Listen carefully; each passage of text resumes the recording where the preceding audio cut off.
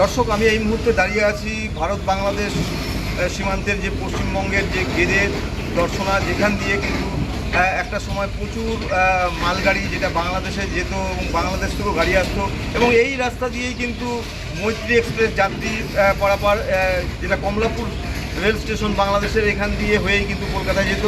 এবং তার পরবর্তীতে যে পরিস্থিতি একের পর এক ঘটে গেছে, বাংলাদেশের যে অস্থির পরিস্থিতি এবং তারপরে ভারত পাকের যে যুদ্ধ পরিস্থিতি সৃষ্টি হয়েছিল, কাশ্মীরের পেহেলগামকে যে নাশকতা ঘটেছিল, তারপর থেকেই কিন্তু একের পর আমরা দেখতে পাচ্ছি যে ভারত এবং বাংলাদেশ কিন্তু বিভিন্ন সময় দেখতে পাচ্ছি কুরুচিকর মন্তব্য, এবং তারা কিন্তু যে ভারত সম্পর্কে যে বিদ্বেষমূলক আচরণ করছে, তাতে কিন্তু ভারত সরকার পুরোপুরিভাবে কড়া পদক্ষেপ নিয়েছে। যে সীমান্তবর্তী এলাকাগুলো আছে, বিশেষ করে পশ্চিমবাংলার যে পেট্রাপোল সীমান্ত আছে এবং তার সাথে সাথে গেদে, এবং গেদে দিয়ে কিন্তু যারা যাত্রী পারাপার করে সেই সংখ্যাটা কিন্তু আগে ছিল 2 থেকে 2,500, এখন কিন্তু প্রতিদিন গড়ে যেটা দেখা যাচ্ছে, যারা এখানে রয়েছেন মানি এক্সচেঞ্জাররা, তারা বলছেন প্রতিদিন গড়ে 1 থেকে 150 নেমে এসছে, এবং যারা নিম্ন আয়ের মানুষজন আছে তাদের রুজিতে কিন্তু পেটে টান ধরেছে। তো ব্যবসা বাণিজ্য কিন্তু নেই বললেই চলে।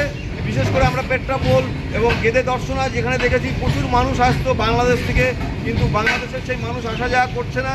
যারা ছিল তারা বিশেষ করে মেডিকেল ভিসাতে তারা আসা যাওয়া করছেন, এবং এখানে সীমান্তে কড়া পহরাদার চলছে, যেটা বিএসএফের তরফ থেকে এবং পুলিশ প্রশাসনের তরফ থেকে। ভারতবাসী হিসেবে মনে করছি যে অনেকে যারা বলছেন, তারা চাইছেন যে সম্পর্ক, সেই সম্পর্ক আগের মতো ফিরে আসুক, এবং যারা নিম্ন আয়ের মানুষ আছে, যাদের রুজি করে খায়, তারা কিন্তু আগের মতন তাদের সচ্ছল যে অবস্থা সেটা ফিরে আসুক। এই ছিল আমার কাছে ভারত বাংলাদেশের সীমান্তের গেদে সীমান্ত থেকে সর্বশেষ তথ্য। কমল দত্ত, কলকাতা।